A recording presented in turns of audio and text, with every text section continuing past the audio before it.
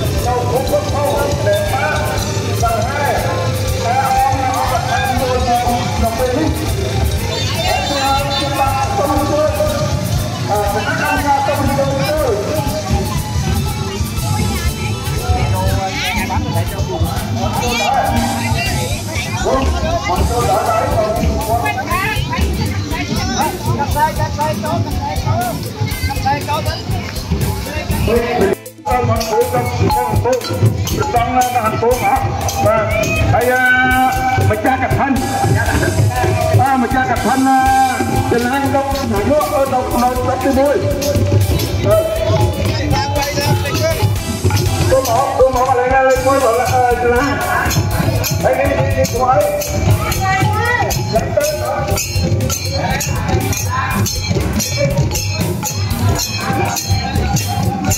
Lâm Thái Trường đi tìm Ngọc An đó.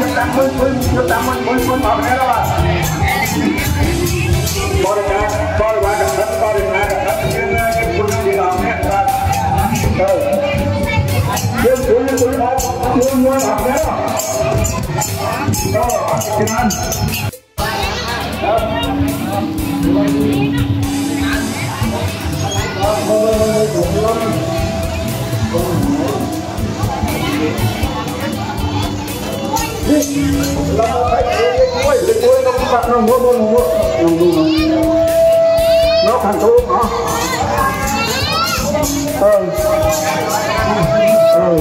Thì rồi mà nó to bằng con này các lán nữa là tao công nghiệp tốt rồi thế. Mà là các lán tao phải sả lá đâu. Mình ấy đấy, các lán tao phải sả lá rồi thế.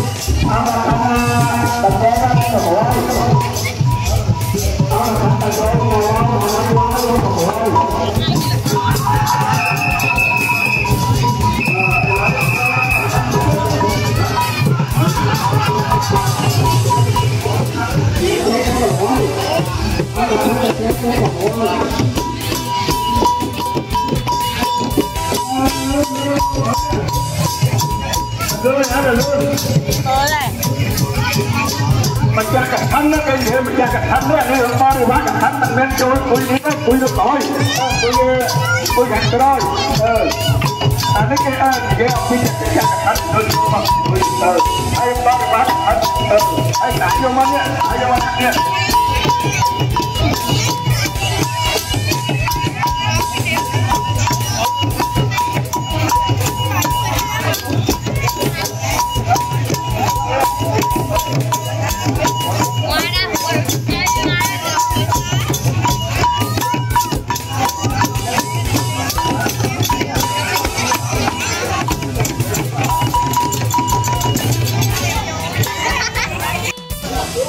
nó làm sâu sửa lại đối thương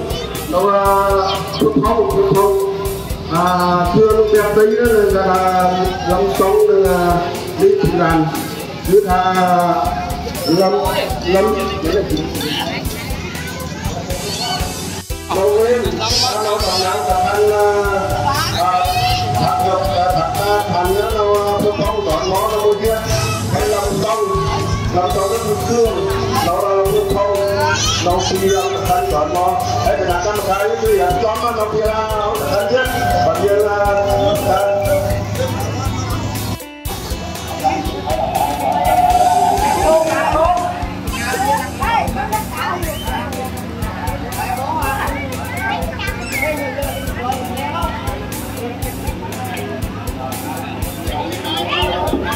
rồi bạn nó đắt đó.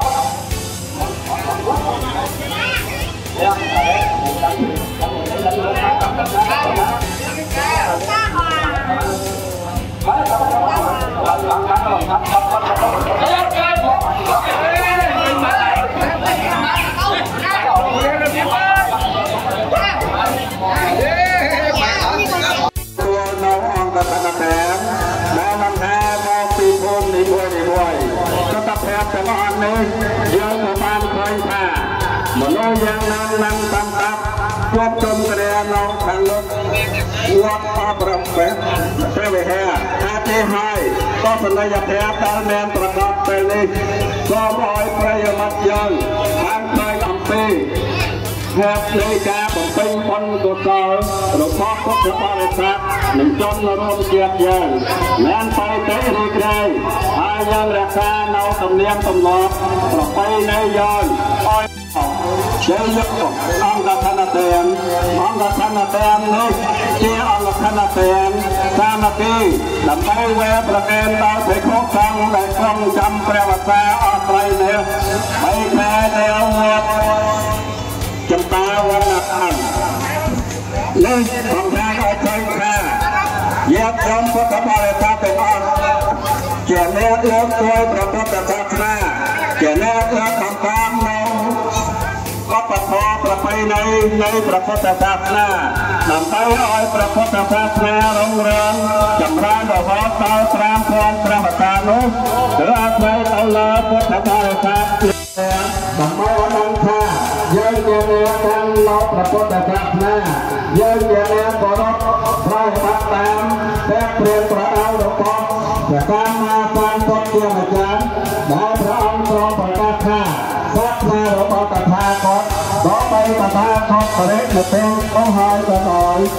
เราแมนทำใหญ่ใหญ่ตามใจมันควรควรแต่ธรรมขันเกี่ยวกับเรื่องสักราชจำเริญพระองค์ต่อไปพระองค์เราลดประคัน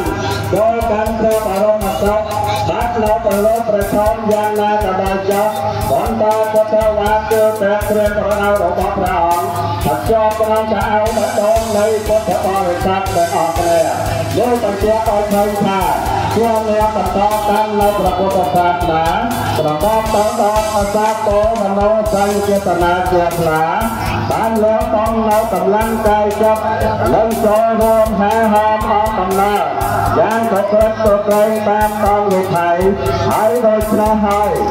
จนเรื่องยมพุทธบริษัทหรือว่าจงหรือว่านารีตัวมาว่าตัวมาใดแต่ออกแล้วในตาเทออกตกตกจับชาติชาโพใจเลยวันองค์ตะทันหนักกันในทางโสมอาณาโมตะเนียสัตตาพอโส nhà bác cho tổ chúng ta ở cha và các anh em là cha ông tập thành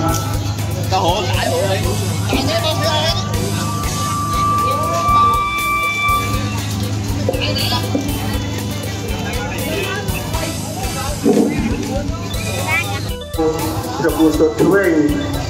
hai tuần này thấy nhằm ban ở tôm cho nó căn thì nó được việc đấy mình được thua ca nhằm ban ở tôm một tư sản em và đây là quân trong chân cân năm ca người chào vót dan lâu long là làm mặt bàn vót chấm bà hai tuần này thấy nhằm ban thương của lúc châu Africa vót chấm bà bày đa sang cứ bị buôn đặt cù đi đó bao sa tô muội bản toa cho tôi chi tiết nhưng mà chung group vấn đề quân từ một thuê anh năm cứ lục tu và đã được lên chung group TV anh bay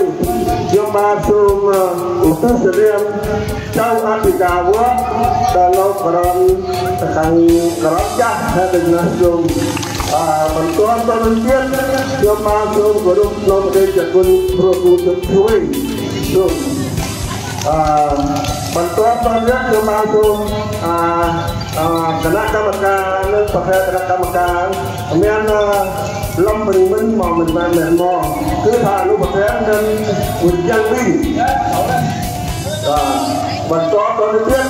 yang masuk kena kamakan, belum kebiasa lembret. Tinggi thứ tha nên tu trà tu nuôi thứ lâm thành thân thứ tha tu nhom ba TP listing hay được nên bao tô listing tầm mấy tầm na lan thôi người ta bằng từ listing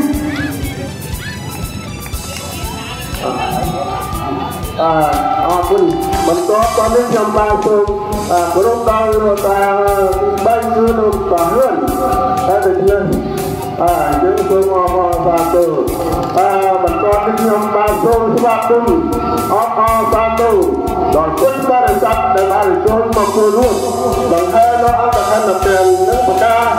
lauk makan alam buat jumpa warna ram lauk ngày sau đắp mùi rốt khai chát năm ở xanh năm pi pon năm ở xanh nước bờ sắc pi pon pra đôi hấp tấp làm buồn trâu nâng ngày pi đắp làm bay khai tông là năm pi pon tôn mà phải pran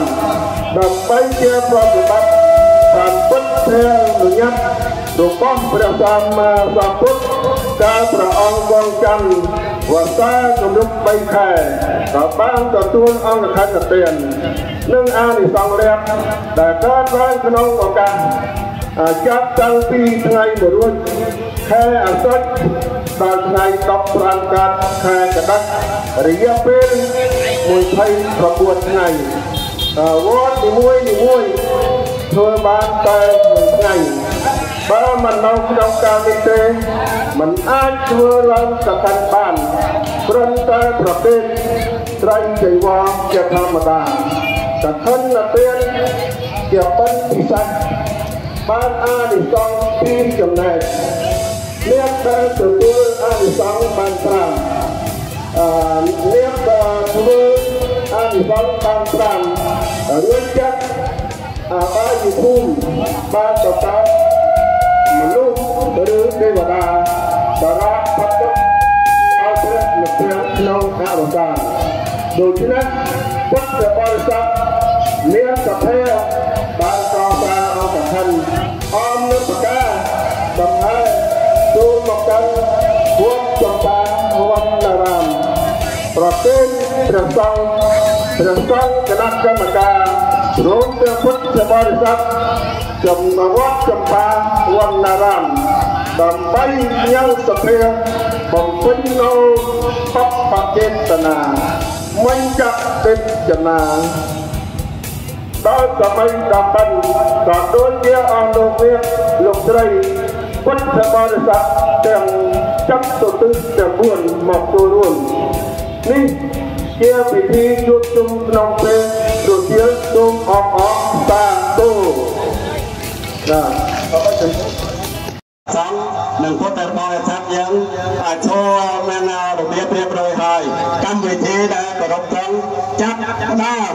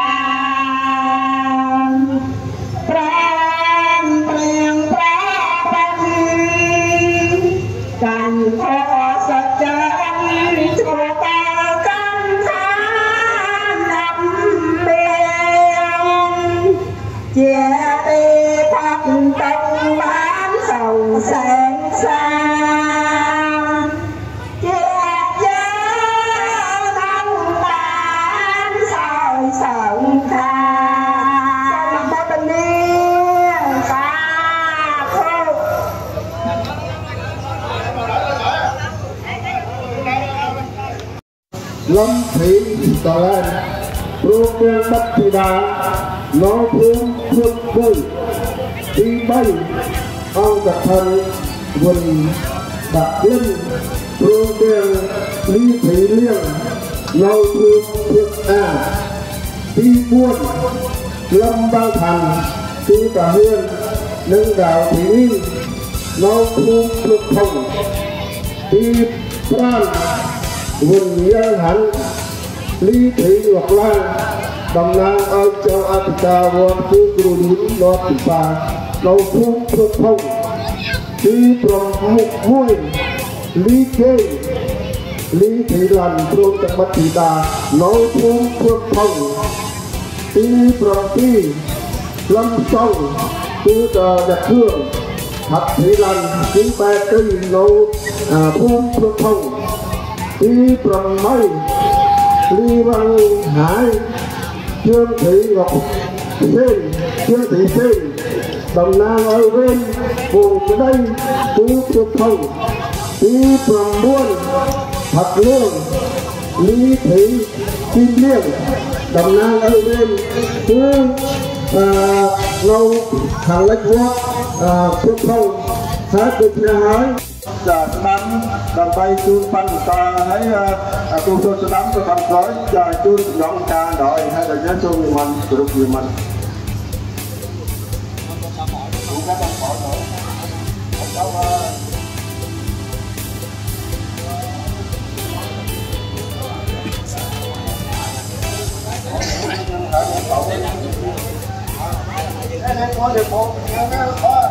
chẳng lý à,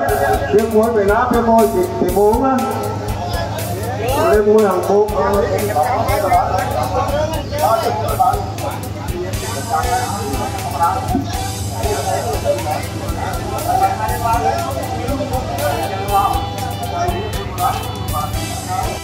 chuông lùng bón còn cắt tay chuông chấm buộc lòng bên tim môi betul mesti tak pecah dan TV betul TV mau dan TV hai tháng 2 ប្រទេសប្រពន្ធបានតែកម្រងការជួបចំពោះពុទ្ធបរិស័ទដែលលះបង់ដល់ផាពេលវេលាដល់ថ្លៃធ្នូបានដំហែឥឡូវប្រសពក៏បាននេះគេរំលងមួយដល់សរសើរដល់ពិសេសជួនចំពោះពុទ្ធក្មួយដែលបានលះបង់នៅទេយវត្ថុដើម្បីខំប្រឹងសន្សំនៅបញ្ញកុសលកឋិនទានគឺជាទានមួយដ៏ពិសេសហើយសូមបងប្អូនទាំងអស់គ្នាទានឲ្យមួយអរគុណទៅហើយកម្មវិធីយើងបានចាប់ហើយសូមhỏi là đắt bố đáp hết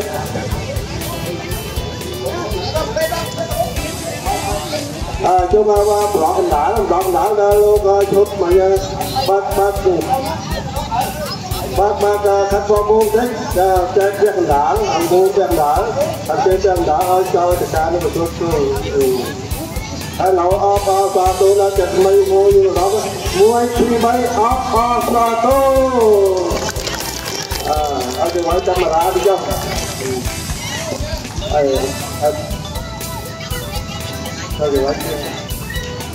giấy cho con trước mình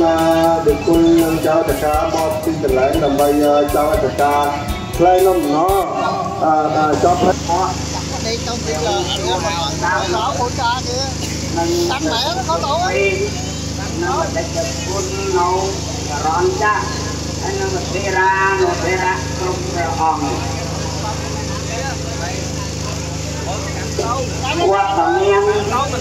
trong ngày tập quay rồi thề sách bây giờ lên cứ tập ngay tập em là khác rất mà lăng qua play âm phi cùng bạn năm môn nổ lâu đi cứ hai cả nát trong mà ca phát triển lên hàng lúc thực hiện hãy cần kêu bên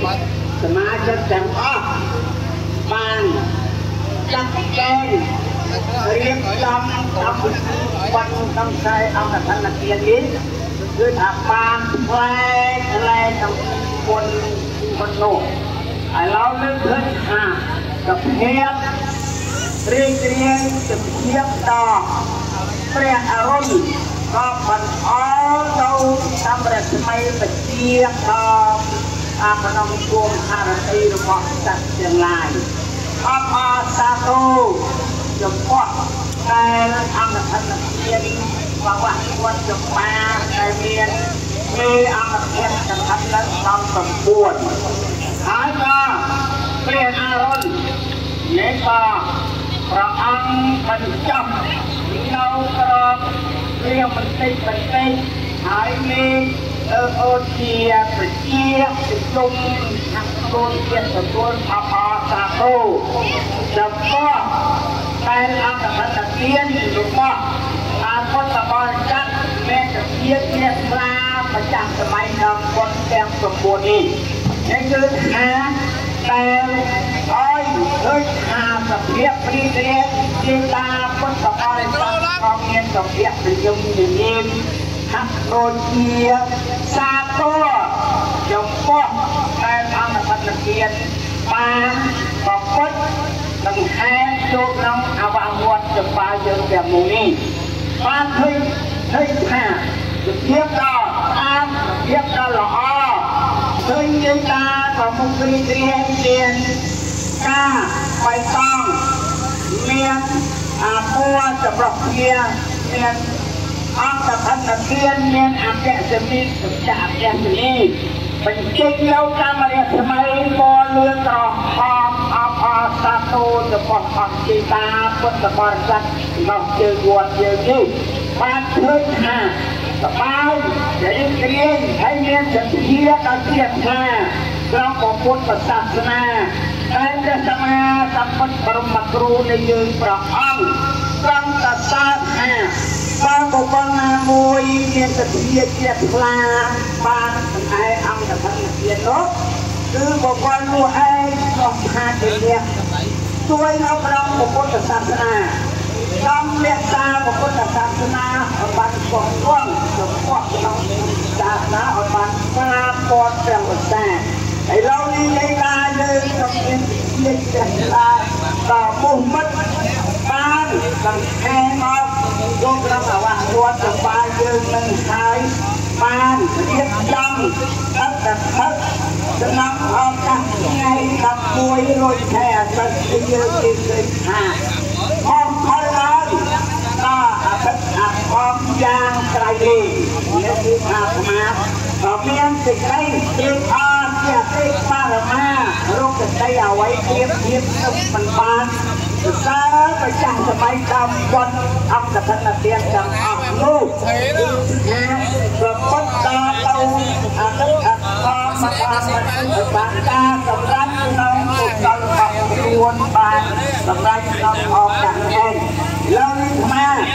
เรียกว่าเป็นแอนสำแดงกับบานเวทีไงตัวตามเปย์เรียบอกกันไปถ้าต้องตกเตี้ยมาก็ส้มรัตโบและส้มจะเช้ารัตนำปฏิญาณวัดนะอนุปฏิญาณนะกรรมการสมาชิกเรียนแอนหายใจมาคนตะบอนจับยืนบานเรียกนาจงควรง่ายจะน้องเอากระตุ้นเย็นบานแห่งโบตอกนั้นคือหาต้มอ้อยที่ตายเยอะนั่นเนี่ยเลยมาใจจับใจจังรายุบเรียกกันอ้อมแห้ง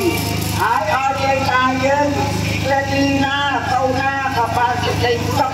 ใจจังรากับอ้อยเย็นเอาปัจจัยต้องโปรเอามองเย็นเอาไว้น้องคนโปรตาหรือจะน้องพวกคนละเยอะมากเราเป็นเต่าไว้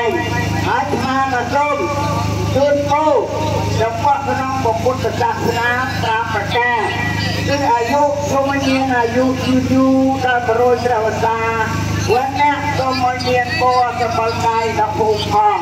สักพักโยมเนียนสกายสบายจับเดี๋ยวละโยมอ้อยเนียนกำลังกายในกำลังจะเทีย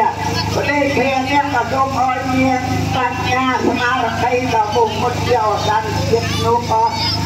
แต่ตัวเราจะมัดกันไล่ไปประกาศคือจะมัดมนุษย์ป่วยจะมัดเตียวตาป่วยจะมัดเปลี่ยนป่วยยังเป็นจะตั้งแค่นี้ครับทำโซ่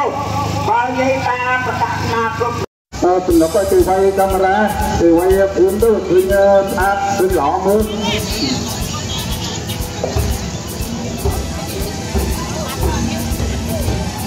tôiก็จะกรรมการยืนตัวเหยียบจ้ำเลยตัวเหยียบเรียบจ้ำด้วยว่าพอหนึ่งมันเป็นการกำลังให้ทำทันทีมวยปีไม่ปีบุญหูยืนตาตามก่อนต tam này tam cõi này là hút chân ọt này tao và mình được biết rồi chứ á ai bao nhiêu bác thánh dân tao coi phần to thì ăn thánh tao hỏi tao bao nhiêu vào từ bao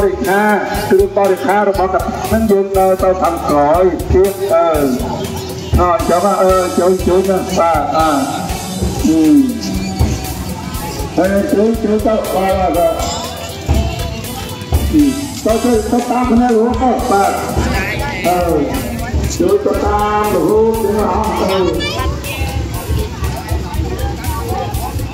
tao ăn này tao bay từ bay qua cái này từ bay khá tao ăn hôm nay ăn to nó các bạn muốn việc trong một chơi tao sẽ đi trong trở lại cũng tóc các bạn ấy đi du lịch trong luôn tôi lại đảo một ca đọc được mua tạo cho tôi chỉ một thế Hãy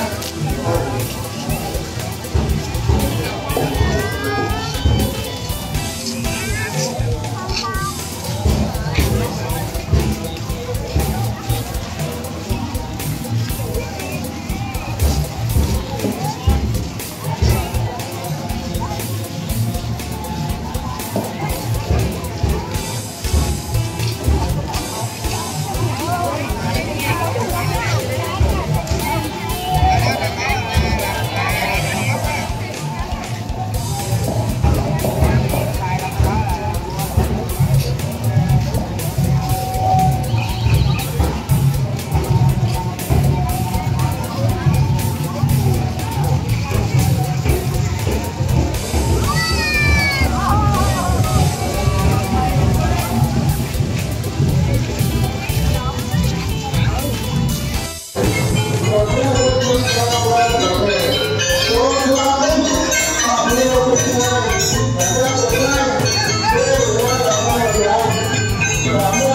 kênh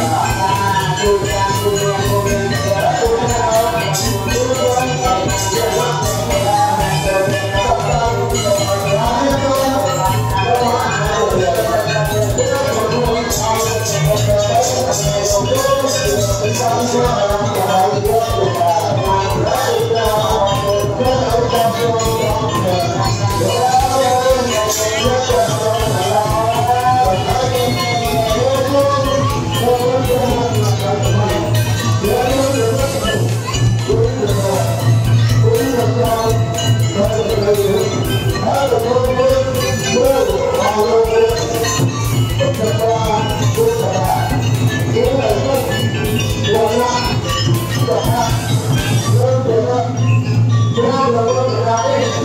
để không bỏ lỡ những video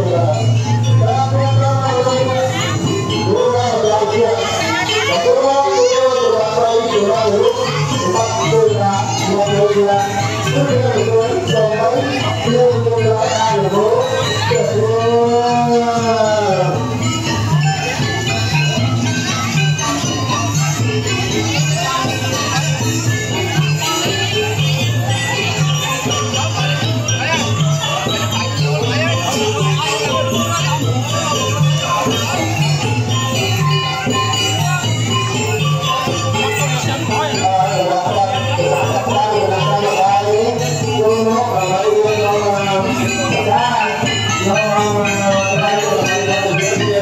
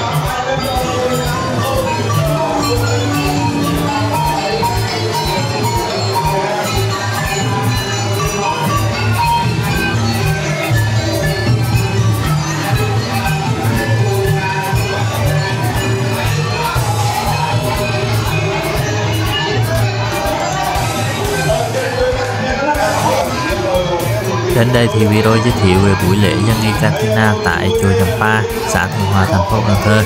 trên kênh Châm Long TV xin được kết thúc tại đây. Hẹn gặp lại quý cô chú anh chị và các bạn ở những video tiếp theo. Và quý cô chú anh chị và các bạn đừng quên nhấn vào đăng ký kênh để ủng hộ Châm Long TV, nhấn like và chia sẻ để nhiều người cùng được xem. Xin trân trọng kính chào.